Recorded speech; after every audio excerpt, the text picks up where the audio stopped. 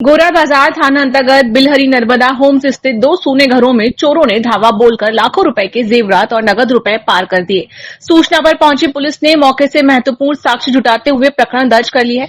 Police ने बताया कि नर्मदा सिटी में रहने वाले नितिन मलिक अष्टमी के दिन परिवार सहित लाल माटी स्थित अपने पुश्तैनी घर गए थे और रात को वहीं रुक गए।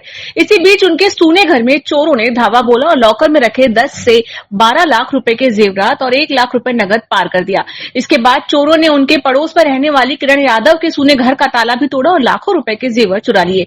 चोरों की पूरी करतूत सीसीटीवी कैमरे में कैद हो गई है। हम लोग अष्टमी की पूजा करने गए थे घर अपने लाल मिट्टी में हमारा घर है, वहाँ गए थे तो हम लोग वहाँ रात को रुक गए थे। फिर जब आए हैं कल तब आके देखे तो ताला टूटा हुआ था। कूद के आए थे, 4 लोग थे, कैमरे में दिख रहे हैं और पूरा गोल्ड ले गए, सामान सब कैश ले गए हैं, बाकी और कोई सामान डिस्टर्ब नहीं किए। बेटा अब क्या कहना चाहिए, 10-15 लाख की चोरी हो गई है। नेताजी सुभाष चंद्र बोस मेडिकल कॉलेज के साइकेट्रिक विभाग के सेमिनार हॉल में आज दोपहर अचानक ही आग लग गई। मौके पर मौजूद डॉक्टरों ने तुरंत ही विभागाध्यक्ष सहित फायर ब्रिगेड और बिजली विभाग को सूचना दी। कुछ ही देर में पहुंचे दमकल वाहन ने आग पर काबू पा लिया, लेकिन तब तक सेमिनार हॉल में रखा सारा सामान जलकर खाक हो गया था। अच्छी बात यह थी कि जिस दौरान आग लगी थी उस समय हॉल पूरी तरह से खाली था। करीब 1 घंटे की कड़ी मशक्कत के बाद आग को बुझाया गया। आग लगने की वजह एसी में हुआ शॉर्ट सर्किट बताया जा रहा है। के सेमिनार रूम में कुछ शॉर्ट सर्किट की सूचना हमारे पास 11:15 के आसपास आई थी। वहाँ के विभाग अध्यक्ष डॉक्टर ओपी रायचंदानी ने बताया। वहाँ जाके सिक्योरिटी और उनको सबको अलर्ट किया गया, फायर ब्रिगेड को सूचना दी गई। तो वहाँ सेमिनार रूम में शॉर्ट सर्किट एक्चुअल में हुआ था, उसके कारण आग लगी थी।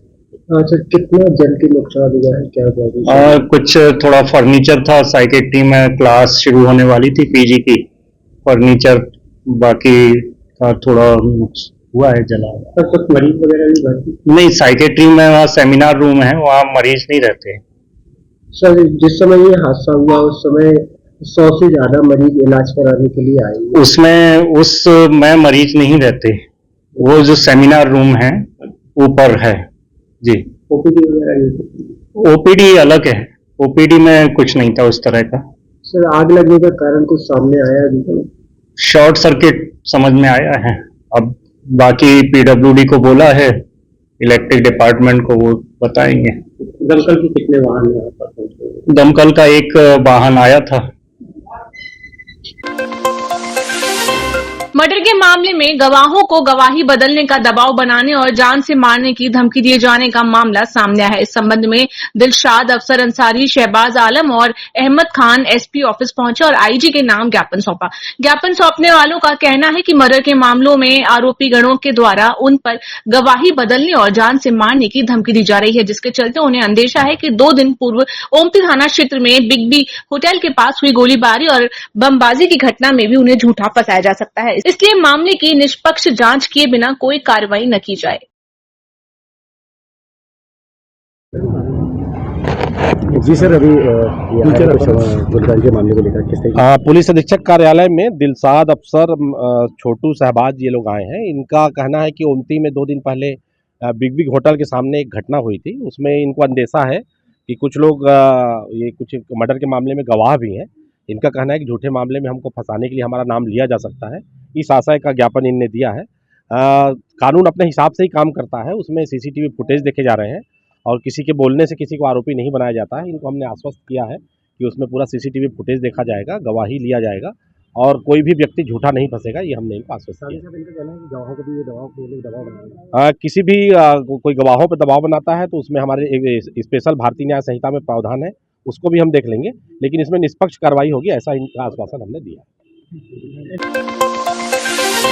मोतीलाल नेहरू वार्ड के गाजीनगर में हुए दर्दनाक हादसे में बर्बाद हुए आबिद अंसारी के परिवार को इंसाफ दिलाने के लिए मंगलवार को पूर्व क्षेत्रीय पार्षद एवं राज्यसभा सांसद आबिद के बच्चों के साथ प्रतिनिधि कलेक्टर जबलपुर दीपक सक्सेना से मिलने पहुंचे। यहां उन्होंने आबिद अंसारी के साथ हुए दुखद हादसे की जानकारी कलेक्टर को दी और आबिद अंसारी के परिवार के लिए 5 लाख रुपए की आर्थिक सहायता की मांग रखी। आज हम हमारे वार्ड में रहने वाली शाहीन, जिनका परिवार अपने घर पे सो रहा था विगत 2 तारीख को, अचानक एक आपदा हुई और ऊपर का छत गिर गया जिसपे उनकी मृत्यु हो गई।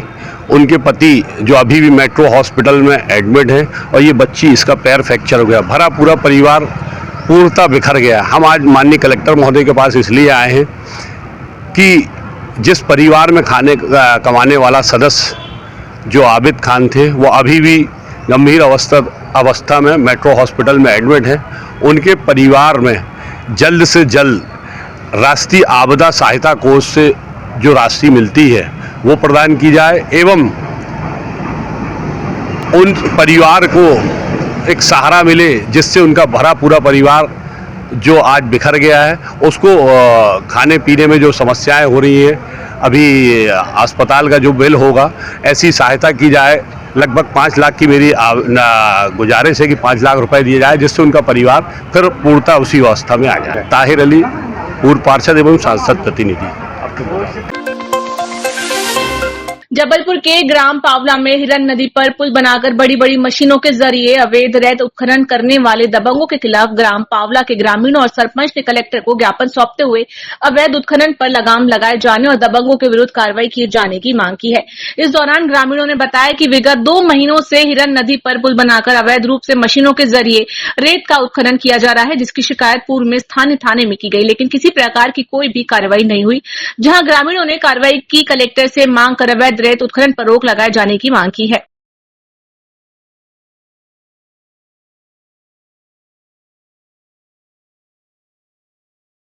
नर्मदा नदी में चल रहे अवैध उत्खनन के खिलाफ हम लोग आवेदन देने आए थे कलेक्टर साहब को। क्या शिकायत है आप लोग की? कुछ रेत माफिया अपने हिरन नदी में अवैध रूप से पुल बनाकर मां नर्मदा जी को छन्नी कर रहे हैं, रेत निकाल रहे हैं। इस जगह पे ग्राम पावला।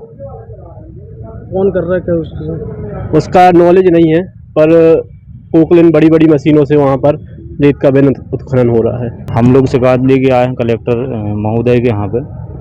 हमारे यहाँ पे जुप्परा घाट में हिरन नदी पर अवैध रूप से मतलब में पुल बना के और रेत का उत्खनन कर रहे हैं कुछ लोग। हालांकि उनका नाम तो नहीं जानते हम, लेकिन वहाँ पे बड़ी बड़ी मशीन पोकलिन हाई बटम्फर से रेत का अवैध उत्खनन हो रहा है। कितने दिनों से निकाली जा रही है? कितने दिनों से? करीबन 2 महीने हो गए। दिन रात? हाँ, रात में। तो संबंधित थाने में इसकी शिकायत की थी क्या?